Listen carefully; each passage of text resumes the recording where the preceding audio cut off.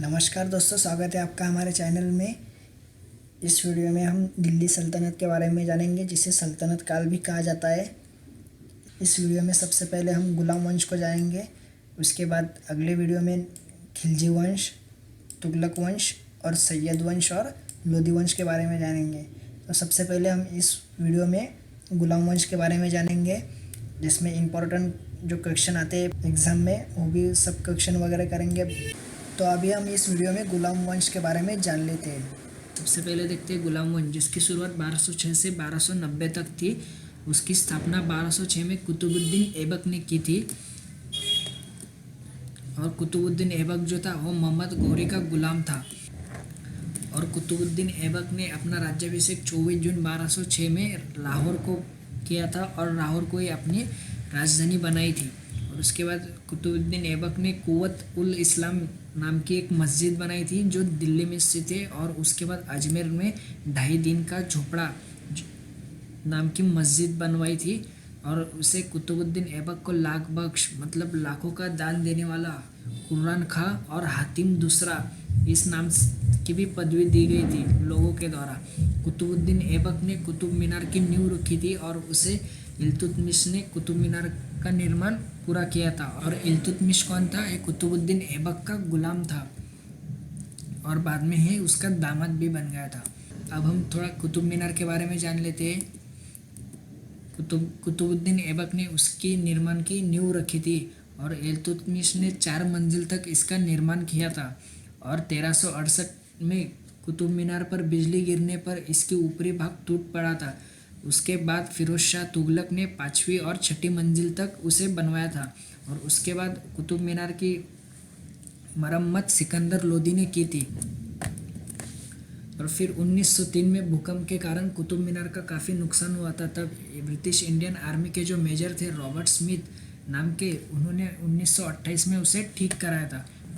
और उसकी जो ऊंचाई है वो 237.8 फीट है। और ये भारत की फतेह बुर्ज के बाद दूसरी सबसे ऊंची इमारत है। और फतेह बुर्ज कहाँ पर है? ये पंजाब में है। ये कुछ पॉइंट्स है कुतुब मीनार के बारे में जो मैंने आपको बता दिए। और चौगान खेलते वक्त घोड़े से गिरकर 1210 में कुतुबुद्दीन ऐबक की मृत्यु हो गई। उसके बाद कुतुबुद्दीन के मृत्यु के बाद उसका उत्तराधिकारी आराम शाह बना। और आराम शाह ने सिर्फ 8 महीने ही गद्दी संभाली। उसके बाद इल्तुतमिश ने आराम शाह की हत्या करके 1211 ईस्वी में दिल्ली की गद्दी पर बैठा और दिल्ली को ही अपनी राजधानी बनाई थी।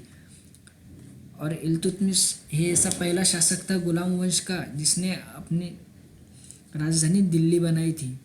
इल्तुतमिश जो था ये तुर्कस्तान का इल्बरी तुर्क था। और कुतुबुद्दीन ऐबक के मृत्यु के समय है बदायूं का गवर्नर था। बदायूं है उत्तर प्रदेश में, उसका एक गवर्नर था इल्तुतमिश। और इल्तुतमिश ने 1229 में बगदाद के खलीफा से सुल्तान पद की स्वीकृति प्राप्त की थी और एक गुलाम वंश का पहला सुल्तान था। उसके बाद इसे गुलाम का गुलाम भी कहा जाता था, क्योंकि ये कुतुबुद्दीन ऐबक का गुलाम था, इसलिए उसे गुलाम का गुलाम भी कहा जाता था। और अप्रैल 1236 ईस्वी में इल्तुतमिश की मृत्यु हो गई। अब उसके मृत्यु के बाद उसकी जो बेटी थी उसका नाम था रजिया बेगम, वो गद्दी पर बैठी। रजिया सुल्तान है पहली मुस्लिम थी जिसने शासन संभाला था। और इसने पर्दा प्रथा का त्याग किया और चौगा और कुला पहनकर दरबार में जाती थी। मतलब ये जो गुरखा वगैरह मुंह झाँक कर वो जो दरबार में जाते थे उसको उसने त्याग किया और खुले मुंह दरबार में जाते थे। और 13 अक्टूबर 1240 में कैथल के पास रजिया सुल्तान की हत्या कर दी गई थी। कैथल ये हरियाणा में है, उसके पास रजिया सुल्तान की हत्या कर दी गई थी। रजिया सुल्तान की मृत्यु के बाद आता है बलबन। बलबन का नाम बहाउद्दीन था और ये इल्तुतमिश का गुलाम था। तुर्कान ए चियलगानी का विनाश किया था बलबन ने। तुर्कान ए चियलगानी क्या था कि इसे इल्तुतमिश ने बनाया था। मतलब ये 40 सरदारों की एक यूनिट ही थी एकदम, मतलब पावरफुल 40 सरदार थे, उसमें 40वें बलबन थे। उसने क्या किया, जैसे ही बलबन राजा बना, जैसे ही शासक बना, उसने उनको मार दिया था। जो 39 सरदार थे उनको मार दिया था और उसका तुर्कान ए चियलगानी का विनाश कर दिया था, जिसे इल्तुतमिश ने बनाया था। उसके बाद 1266 ईस्वी में गयासुद्दीन बलबन के नाम से दिल्ली की गद्दी पर बैठा था। उसके बाद राज दरबार में सिजदा एवं पेबोस प्रथा की शुरुआत उसने की थी, बलबन ने। सिजदा और पेबोस प्रथा क्या रहती है कि राजा के सामने, मतलब बलबन के सामने लोग एकदम झुककर बात करते थे और उसके पैरों में अपना सर झुकाते, उसे सिजदा और पेबोस प्रथा थी, वो बलबन ने शुरू की थी। उसके बाद फारसी रीति रिवाज पर आधारित एक नवरोज उत्सव को उसने प्रारंभ किया था। अपने विरोध के प्रति बलबन ने कठोर लौह और रक्त की नीति का पालन किया था। मतलब जो भी उसके कोई खिलाफ जाता था, जो भी उसके विरोध में होता था, उसे डायरेक्ट मार देता था। और ये सबसे पहले किसने अपनाया था? जर्मनी के जो राजा थे बिस्मार्क, उसने ये सबसे पहले अपनाया था। इनका ऐसा मानना था कि लोगों को माफ़ करना यानी उनको और गलती करने की इजाज़त देना है। नसरुद्दीन मोहम्मद ने उसे उल्गू खान की उपाधि प्रदान की थी। ईस्वी सन 1287 में उसकी बलबन की मृत्यु हो गई दिल्ली में ही।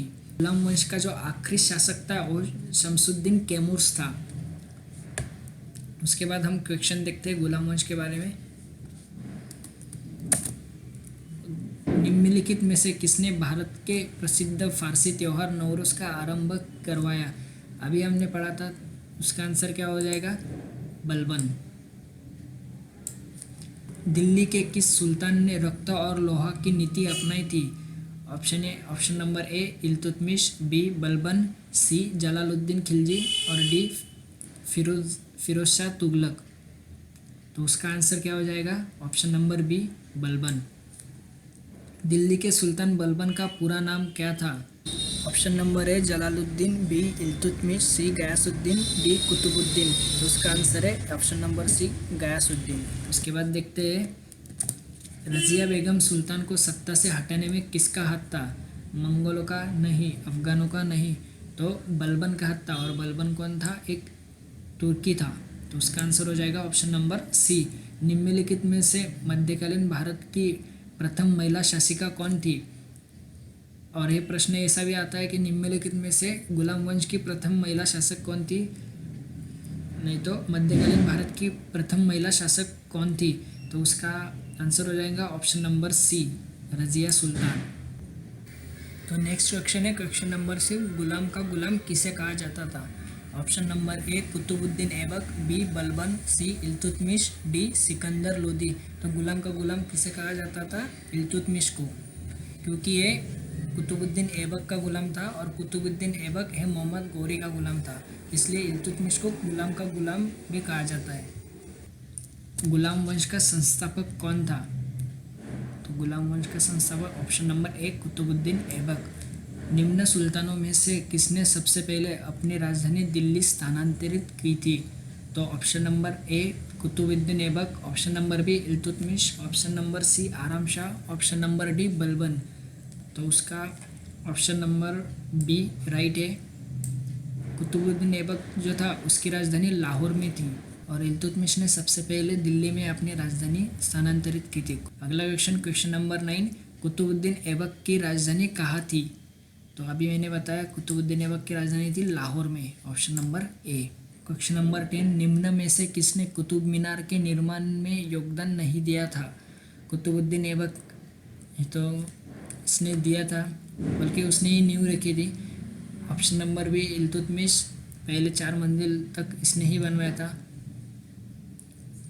गयासुद्दीन तुगलक और फिरोज शाह तुगलक। तो उसका आंसर हो जाएगा option number C. Next question देखते हैं, 2.5 दिन का झोपड़ा किसने बनवाया था? तो 2.5 दिन का झोपड़ा किसने बनवाया था? कुतुबुद्दीन ऐबक ने, ऑप्शन नंबर सी। और ये कहाँ पर है? अजमेर में है। नेक्स्ट क्वेश्चन देखते हैं, दिल्ली का कौन सा सुल्तान लाख बख्श के नाम से जाना जाता था? Option number A Qutbuddin Aibak, option number B Balban, option number C Muhammad bin Tughlaq, option number D Iltutmish. तो लाख बख्श से किसे जाना जाता था? कुतुबुद्दीन ऐबक को। उसके बाद देखते हैं नेक्स्ट क्वेश्चन, कुतुबुद्दीन ऐबक के मृत्यु के समय इल्तुतमिश कहाँ का गवर्नर था? Option number A Pataliputra, option number B Lahore, option number C Khandesh, option number D Badaun. तो इल्तुतमिश कहाँ का गवर्नर था? बदायूं का गवर्नर था, जो उत्तर प्रदेश में है। तो धन्यवाद दोस्तों। आपको अगर ये वीडियो अच्छी लगी हो तो प्लीज़ चैनल को लाइक करना, शेयर करना और सब्सक्राइब करना और बेल आइकन को भी दबाना। धन्यवाद।